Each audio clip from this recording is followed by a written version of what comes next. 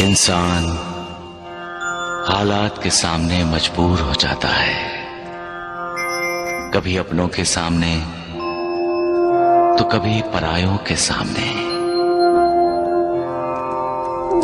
इंसान को मजबूर देखकर कभी कभी मालिक भी मजबूर हो जाता है,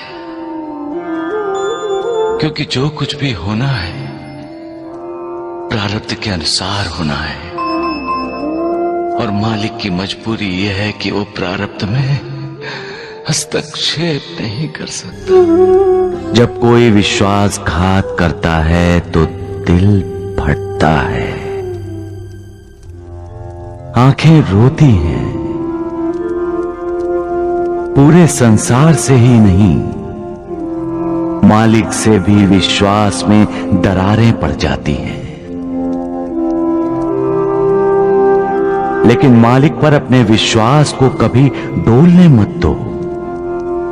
हालात कितने भी बुरे क्यों ना हों, मालिक का साथ होगा तो सारी मुश्किलें हल हो जाएंगी। राजा हरिश्चंद्र की मिसाल तो सबके सामने है। राजपाट, धन दौलत, राजमहल सब छिन गया, यहां तक कि उसकी बीवी और बच्चा भी उससे अलग हो गए।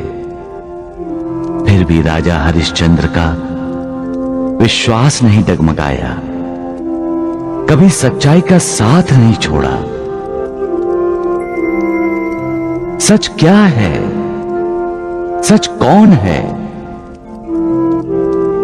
सच ईश्वर है, सच भगवान है, सच मालिक है। बस एक वो ही सच है, बाकी सब मिथ्या है, झूठ है। हर चीज का अंत है, उसका नहीं। वो अनंत है, सब जानते हैं। फिर भी जमीन, जायदाद, जेवर, धन दौलत इकट्ठी करते रहते हैं, प्यार करते हैं उसे। हालांकि सब जानते हैं पैसा इंसान को लालची बनाता है, स्वार्थी बनाता है। फिर भी पैसा पाने के लिए इंसान विश्वासघात जैसा पाप करता है। प्यार करना है तो मालिक से करो, वो प्यार करो जिससे श्रद्धा जागे, वो प्यार करो जिससे विश्वास पैदा हो, वो प्यार करो जो पुण्य दे। वो ही पुण्य तुम्हारा उद्धार करेगा।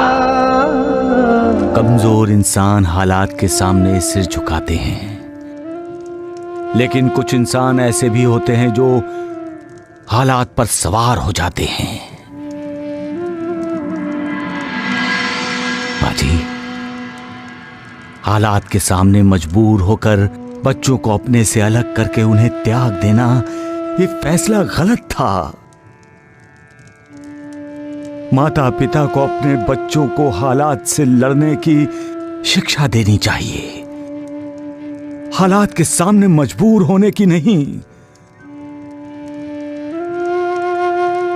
हालात के सामने मजबूर हो जाना ही पलायन है। ये सोच ही इंसान में निराशा को जगाती है। आपके बेटे और बहू ने बच्चों को त्याग देने का फैसला लेकर अपने बच्चों को कौन से संस्कार दिए मां जी? मां जी, हर इंसान की जिंदगी में बुरे दिन आते हैं। जिंदगी बसंत बहार नहीं है। यहां रोशनी है तो साथ में अंधेरा भी, यहां उदय भी है और यहां अस्त भी। यहां दुख भी होते हैं और सुख भी। यहां कुदरती सूखा पड़ता है तो सूखी भावनाओं का भी पड़ता है अकाल। माझी अकाल पड़ना एक कुदरती व्यवस्था है। जो इन सब का सामना करता है, मालिक उसका साथ देता है। जो हालात को मात देने की कोशिश करता है, मालिक की कृपा उसी को ही मिलती है। उसको नहीं माजी जो हालात से भागता है। हालात के लिए मालिक को दोष देता है, मालिक की कृपा उसको नहीं मिलती है माजी।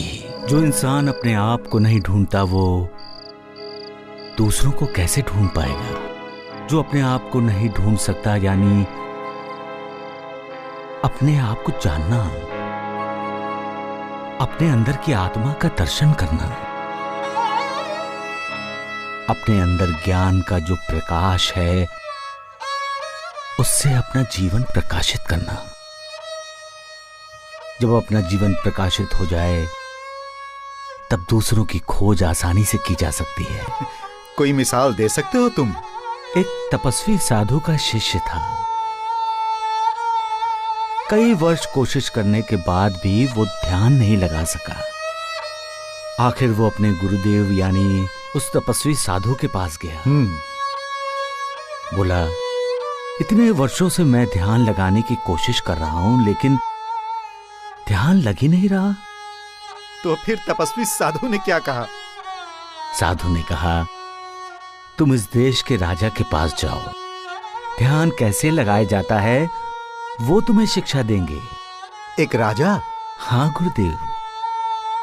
वो राजा के पास गया और जाकर उसने देखा कि राजा तो मदिरा और मदिराक्ष में डूबा हुआ है। हाँ गुरुदेव, ऐसा ही हुआ। नर्तकी का नृत्य देखने वाले राजा को देखकर शिष्य लौटने लगा। तो राजा ने उसे रोका, और जब उसे यह पता चला कि शिष्य को साधु ने भेजा है, तो उसने शिष्य को कहा कि अब आए हो तो हमें आतिथ्य सत्कार का अवसर दो, यही? बिल्कुल ऐसा ही हुआ गुरुदेव। आराम शिष्य ने कभी देखा नहीं था। उसे देखने को मिला, उसे अनुभव करने को मिला, और रात के भोजन के बाद जब उसे भव्य और ऐश्वर्य संपन्न शयन कक्ष में सोने को मिला, तो वो जी भर के सोया होगा, और क्या? नहीं गुरुदेव, शिष्य एक पल के लिए भी नहीं सो सका। क्यों? क्यों नहीं सो सका? क्योंकि जिस पलंग पर वो लेटा था, उसके ऊपर एक बहुत नाजुक धागे से एक तलवार लटक रही थी। ऐसा लगता था किसी भी वक्त धागा टूटेगा और तलवार सीधी उसके सीने में घुस जाएगी। कहानी का ये मोड़ अच्छा है साईं। सुबह हुई, राजा आया। उसने विनम्रता से पूछा, महात्मन, आपको नींद तो ठीक से आई ना? शिष्य ने कहा, राजन, इस लटकती तलवार ने मुझे रात भर सोने नहीं दिया। सोना चाहता था, नींद भी आ रही थी, लेकिन बार बार लटकती तलवार याद करके आंखें अपने आप खुल जाती थी। तब राजा ने क्या कहा? राजा ने कहा, मान्यवर, ध्यान ऐसे ही किया जाता है। ध्यान करने के लिए आंखें बंद करके पद्मासन लगाकर बैठना ही आवश्यक नहीं है। ध्यान का अर्थ ही है सोते, जागते, उठते, बैठते, हर पल, हर समय उस परब्रह्म परमात्मा का स्मरण करना। बढ़िया, बहुत बढ़िया साईं, बहुत बढ़िया कहानी सुनाई तुमने, वाह। गुरुदेव, जब हम ध्यान लगाते हैं तब हमें हमारे अंदर की आत्मा के दिव्य दर्शन होते हैं, और आत्मा के दिव्य प्रकाश में ही हमें उस निर्विकार के दर्शन हो जाते हैं। इसलिए कहते हैं कि पहले अपने आप को खोजो। सबका मालिक एक।